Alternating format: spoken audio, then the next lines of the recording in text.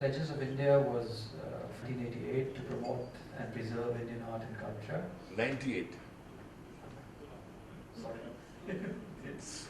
And this particular series, Pendulum Dialogues, was instituted to create a meaningful discourse around issues related to culture and art. We felt there was a need for this discourse to happen in the public space. The event is, the series is curated by Shanta Sarjeet Singh. She is the vice chairperson of the Sangeet Natak Academy. And she takes, I'm very grateful to her for the kind of pain she takes to put this together. Thank you, Shanta ji. We featured the featured panelists this evening. Let me introduce them to you. They need no introduction. Mrs. Jaya Jetli is the chairperson of the Daskan Art Committee.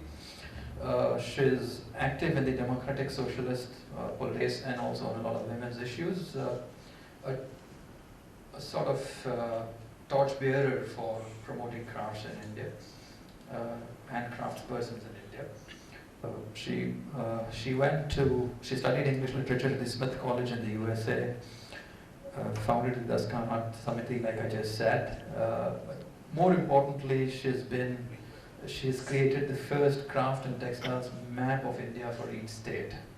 So mapping cultural assets is something that she's been doing all along. So obviously what she says will be very pertinent to the subject. The second speaker, the panelist that we have this evening is Dr. Naman Ahuja, an associate professor at the JNU.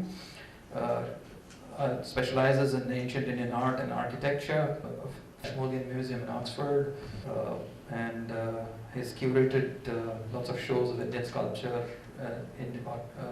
around the world. Both of them are accomplished authors and columnists as well, apart from the other things that they do. Let me hand you to Shantaji to preface the discussion. Doctor will be coming in any minute. Start in. Thank you so much, Arun. Jayaji, welcome and thank you. Friends, all of you, there's Naman. Please come.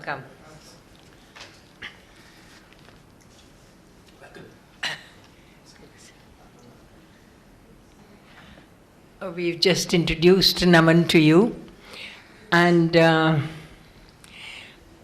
he's again, formally into art and architecture and sculpture and these areas of,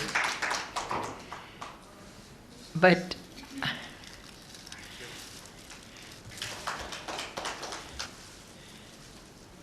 bless the art scene where a grandson like him has taken up, thank you, the legacy.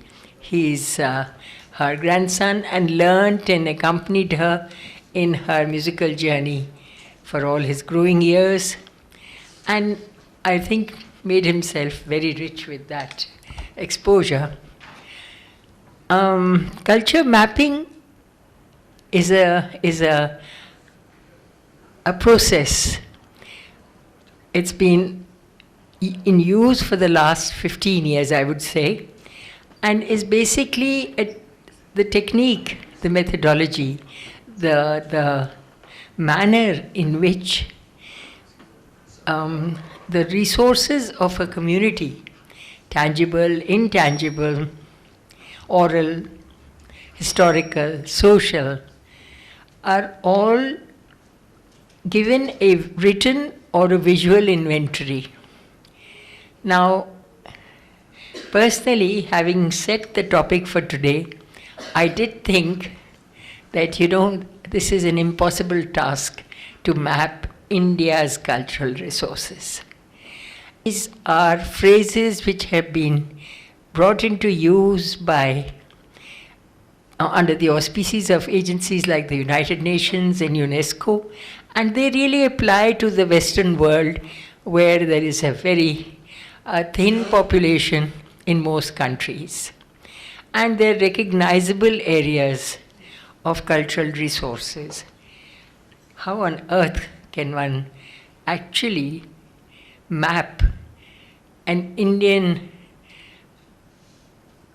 where every part of this country has its own unique identity in terms of language and culture and costume and food and you name it, it's a distinct. But at the same time, one good that can come out of this focus is that it emphasizes community engagement with the process of mapping, which is to be done by scholars, to be done by experts and specialists. And they cannot just go at one person or a small group of people, but they must engage with the entire community of a particular physical space. So in that sense, they can do a lot of good by making that community realize itself. Just now while we were chatting, waiting, and Sitaramji, Jaya said that, these craftsmen, she's just come yesterday from Kutch, and she said these craftsmen now of this whole area of Kutch, they have a new sense of identity, a new sense of pride, a new sense of awareness in themselves, because this is the area where people in Shadipur Depot, I believe till date, and this kind of a work of cultural mapping will them realize what an important legacy they have and how important it is for them and for the world to save it, project it, display it, enhance it, and take it forward. And with this, I would request Jayaji to please give your opening remarks on the subject. Yeah, why don't we have it? Unless you don't want to see us, Arun.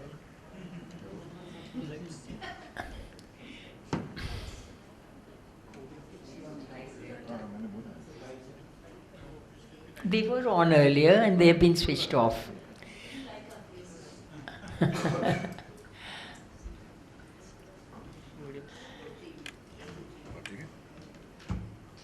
Better.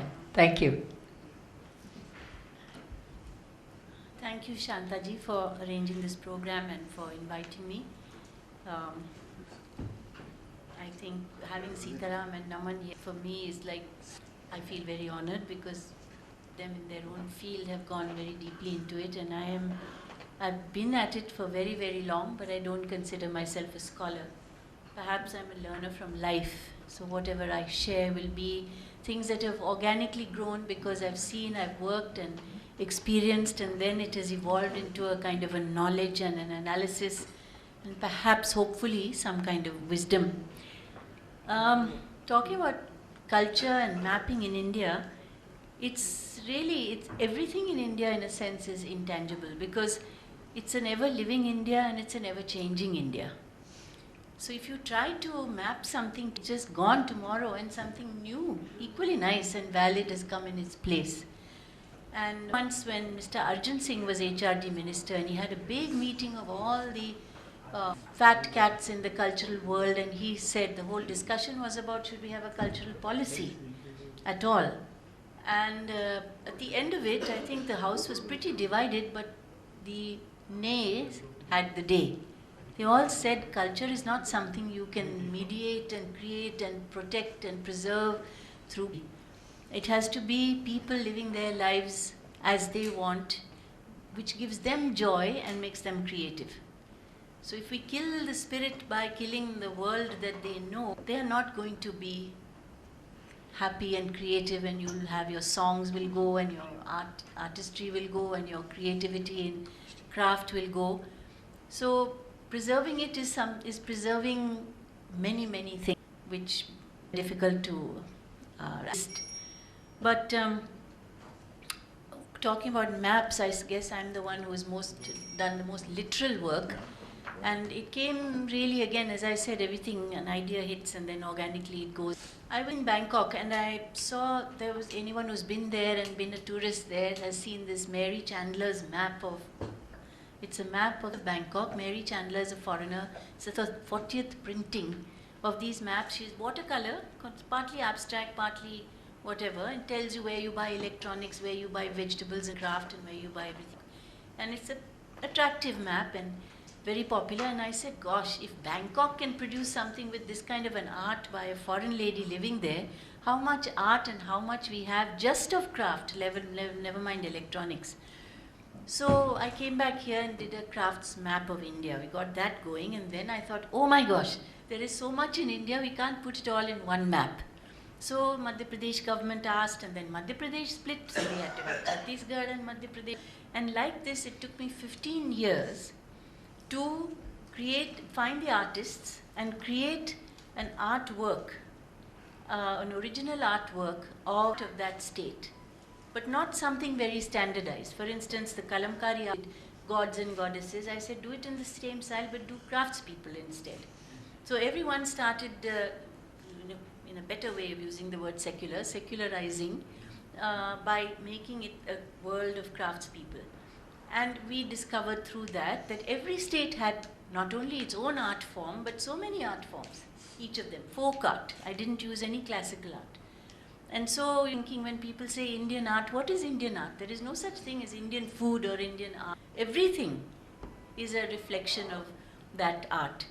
So we got with all the states that we did, and as I said, Chhattisgarh, Jharkhand, Uttarakhand got created during that time, so we had to do these maps. And now we have to do Telangana probably. We created these maps with the art forms, and in the meantime we got people to get first-hand, secondary and book information and everything about where some craft was being carried out. The actual activity. It wasn't the person, but hopefully maybe the district, and it would little bit tell you as a traveler how you get there. And when we did that, the kind of cultural knowledge that came out was absolutely amazing. In Odisha, there is an area where they do woven saris, and they have a ceremony in which everybody that day will wear a yellow sari, and the priestess will wear. Now, what a wonderful thing. Like this, we found so much information from all over the country that just sprung up because we went to ask. Nobody's documented, nobody anything. Then in Chhattisgarh, these relief paintings that they do, one of them had a Krishna wearing a wristwatch. Now, it's such a lovely thing. It's not old culture, but she just decided now it's the world of where we all wear wristwatches. Why should Lord Krishna not play his flute with a wristwatch showing? So this is what I mean about evolve. So we got, at the end of it, 15 years it took to complete the maps of all of India. And now, of course, it's a book called The Craft Atlas of India, and I'm really happy to say that some review, a big fat organization which publishes something in the US, which reviews books. They review about 25,000 books a year, out of which they select 600 to recommend to school and college to buy, and this book is one of them. So, you know, I mean, how we have been able to fish out and bring culture which otherwise just never gets recorded. And if you create a policy to do it, how does it come through? I don't know. So that's our map story. After that, most of my work, some personal experiences to show you how I arrive at whatever you call a study or an acknowledgement of our culture, is that working with craftspeople for now 45 years, many come to me and say, hum gareeb hai, hum anpad hai, and they feel very sorry for themselves. And I would always say, why? But because we don't speak English and because we don't know the computer. And gareeb, therefore, they feel gareeb. So I would say that, you know, a computer, if you're an idiot clicking away with your idiot stuff is going to come on the screen. But if you're a weaver and you're clicking with your fingers, look at the treasures you can produce. So that is a richness you have in your fingers, and that is a pada thing that can teach you or you've learned through centuries. So to get out of that feeling, I felt that English also, why English? Why there's been recently a debate in our society about English versus Tamil versus Hindi versus what. But I said that why English? Don't you have your own regional language? And have we not looked at these scripts? In West Bengal, for instance, the wall writing of the Communist Party has fantastic calligraphy. in the way they say ekla chalo or whatever else. It's wonderful artwork on the walls. And our scripts, even if you can't read them, graffiti, but wall writing for elections. It's like high level of graffiti, Yeah, and you've seen Trinamool Congress, you've seen in Chennai, I've got pictures of all these. It's quite an art. And all the people who earlier used to do cinema posters and all, they have this sense of in Hindi film posters earlier, the Satyajit Ray films, all beautiful calligraphed. You can't read Bengali, but those scripts look so beautiful that I thought to myself, why can't be motifs on saris? Why must you always have the Jaipur booty and the something else? And when they want to modernize, they make a dot or a bow, which is nothing to do. The dot that's significant for us is this dot, not dots on a polka dot. So we got them to and finally put together a project called Acting Indian Scripts, in which I got 70 karigars, men and women, groups and otherwise, to work with 14 languages of India, 14 official languages, using 21 different craft skills, embroidery, weaving, cutting, and to create either their alphabet or a phrase or a sentence or a song from their culture and put it onto a crafted object. And we got 150 craft exhibit objects out of this. And the kind of cultural knowledge that brought, we never knew who thinks much about Bihar embroidery except that there is some sujani and everyone patches together old quilts.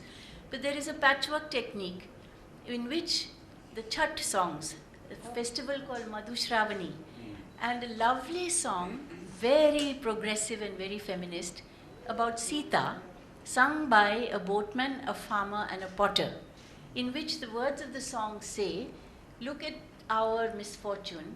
We did not have Sita family. If we had, we would have looked after her so beautifully, happy and cared for her. They got her married off to a king and look at her fate. So beautiful. And here was something which was talking about caste, talking about class, talking about gender, and by women who don't know how to sign their name. They just embroider it and sing it. And this kind of thing came up beautifully. We tried to do calligraphy with Gujarati, and I said, think of some song. They all sang this lovely song which we've embroidered it. Everyone in Gujarat says, oh, we sing this all the time, but nobody otherwise thinks about it. It's a song, Varsa Avyo, the rain has come and time to drink, and it's time to have Karela no shak, because if you have bitter Karela, the blood gets bitter and the mosquitoes won't bite you. Yeah. So look, it's a little story, a health song, and this is part of our culture. Why do we eat Karela at a season, and here's the reason. So these are lovely come out, just as I say, organically grew from my anger that the craftspeople felt so small and that they should not. So I'm so proud of this, that now calligraphy, they keep trying to do new things and showing me that. Now, as Shanta told you, I went to, and the lovely feeling I came back with, that Kutch is one place where they want to keep their village. There is no moving to the town and city. Luckily now there's Bijli Pani, and all of them, 24 hours. all of them have got collections with the weavers, old camel hair blankets. They have developed it to a point that they're making very fine organic cotton, natural dyed saris. They've worked themselves into that position. Old blankets, how they wear their travels. Various communities have their own embroidery styles, which has done wonderful embroidery work in Kutch for many years, is making the most fabulous museum in a teeny village on the roadside, which is being designed by people who have gone to UCLA and various places to study how to do museum architecture. Every village, now my two embroidery weaving phoned me and said, Jayaben, you're coming, you must stay at our resort. They built their little round homes, bungas, because after the earthquake we realized the bungas were mud and thatch with one single pole in the middle. They didn't fall and nobody died. It was all the dirty cement box houses that everyone got killed in. So after all encouraged to make bungas, they paint on them now and they made a resort. And where there was, again, I used to get one lota of water to have a bath behind a bush years ago. Now there's a shower and there's a shower curtain, and you know, but the combination of modern development and appreciation of their own culture. They had desert, it's a semi-desert area, Bani. They had beautiful Kabir bhajans being sung in their own, with their own traditional village musical instruments. They had their own food, and they have come to see that people do appreciate their culture. And they charge something like 3,000 rupees a night for a stay, where you get this whole package deal. So how do we create a situation around where they have all the modern facilities, but that does not mean they start having synthetics and, Bollywood. So that is the way that we have to create our development work, social attitudes, so that they choose to do it this way. And as I said, they want to get their own family possessions and put that in a museum, so that they say that hamare. And the best part was that they said that our youth want to carry on with this work. And one young boy who was 28 years old, he had a son on his lap, he said, this child will also carry on my work. And most other places they say, hamare saath khatam ho jayega. So how to make it living while still modernizing is a very important part of, when we say mapping, it doesn't pin anyone down like pinning a butterfly down as a kind of specimen. You have to let it fly and let it flourish, but don't kill it, called development. And the last little thing I'll just share with you, which is a big, a source of satisfaction, but it's just the beginning of it, is a proposal which I had given government 2 years ago and kind of crept through the files and finally got announced in this budget, which was the announcement of setting up an academy like Sangeet Natak Lalit Kala. Because I said that Lalit Kala promotes fine arts, Sangeet Natak, all the musicians, their work is recognized. But in the craft sector, a karigar can go and pinch a beautiful piece of work from another unknowing karigar, bring it here, pay a bribe to somebody's PS and get a national award. And the national award is for an object, not the person's lifetime achievement. So this was all sickening.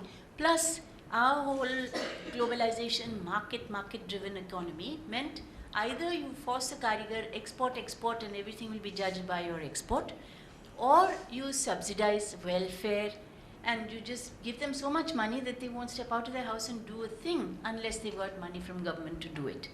So the idea was, why have we now made everything so much market when the craft, the beauty, the story, the value of the craft is study its culture?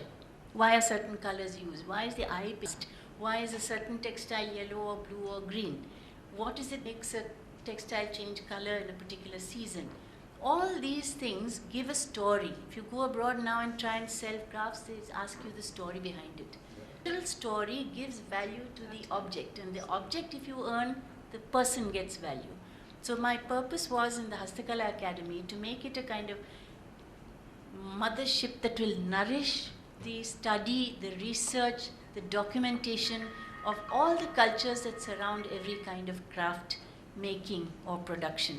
So that those little Sita and all these come through. So when you sell a piece, you explain the culture of the people. So I hope that all of you here who are interested in culture will factor in, give ideas. I have nothing to do with it right now except to have given it the birth of an idea. And I don't know if I'll look after it or anything, but I'm hoping it will organize some meetings and seminars and stuff where people very knowledgeable about how you map culture to come and make this academy a worthwhile body. Thank you.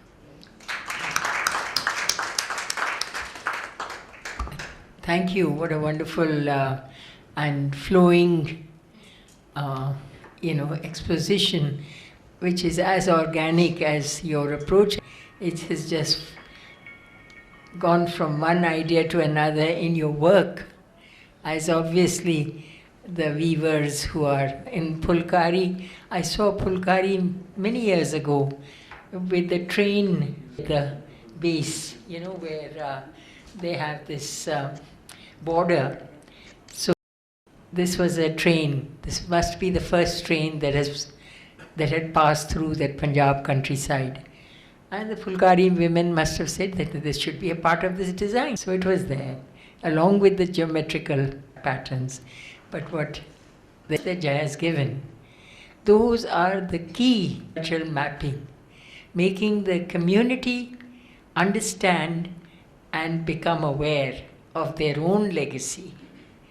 because that is the wonderful part of this whole process. I have a couple of questions to which I'll come back, but first I'd like to have you give you the benefit of Dr. Naman Ahuja's. Over to you, Naman. Thank you all very much. And there are so many things one can potentially talk about. This is such a vast subject, and it's got so many. This is a vast subject, and it has major ramifications. And I think we indeed desperately need policy, but we have to also come to recognize something else. And I wanted to respond to many of the wonderful things that you've been talking about. What happens when you map something? The kind of mapping that we just heard about, he was just talking about, when you go to a region and you collect knowledge and you map that knowledge out from every region of India, the dance forms of a region, the classical forms of a particular society, its folk forms, etc. Until you start actually doing the documentation and the mapping, how do you even start thinking about a policy to preserve it and protect it? Because you'll never know what you're trying to preserve and protect. A map doesn't say that it's frozen in knowledge. It's not frozen knowledge. Her maps are going to be the most indispensable maps to be able to create a certain group of policies on the basis of those maps for the next, till the next person makes the maps. And unless people can make these maps with regularity, we're not going to have, policymakers aren't going to have the benefit of that wisdom on which to be able to see. The truth of the matter is that ever since Birdwood, we've been making very systematics of the crafts of India, just going into the craft sector, for instance. When William Crook collects the folklore, when sociologists began to map the various dance forms of India, we began on the basis of that to be able to create a culture policy. ICCR is born, and a set of cultural policies are made as to what the Indian state will promote in terms of which forms are acceptable, which will not be acceptable on certain stages. Today, 40, 50 years of scholarship have gone by, and critiques of that policy have come forward, and new dance forms have got noted and written up about, and there will be policies which will be made by the state governments and state policies to be able to accommodate different dance forms. More, the nature of the repertoire can change. We have enough scholarship, enough mapping has been done to be able to show that Satariya needs to be given a certain space, where Odissi needs, where Gotipua needs to be given a certain space. Those were not things that were done unless that mapping had been done. Kudiyattam might never have got the kind of space that it now commands had the scholarship on Kudiyattam for the past 40 years, well, especially the past 30 years, not been as dramatic and as important as it has been. Lai Haroba would never have got that kind of space unless it would have got documented in this way. So the mapping, the act of the gathering of empirical knowledge is the very first step that needs to be done before any policy can be made. And therefore, there is great virtue in being able to protect, and first and foremost, a policy that allows people to do this kind of mapping with regularity. Because unless this mapping is done and is made a part of the institutions that are making policy, there can be no good policy. So what I would like to say is that the first reason why we need a policy move to protect cultural mapping of assets is to be able to protect people like Jaya Jetli, to be able to do their work. Otherwise, the next generation not have people like you being able to do the kind of work that you're trying to do.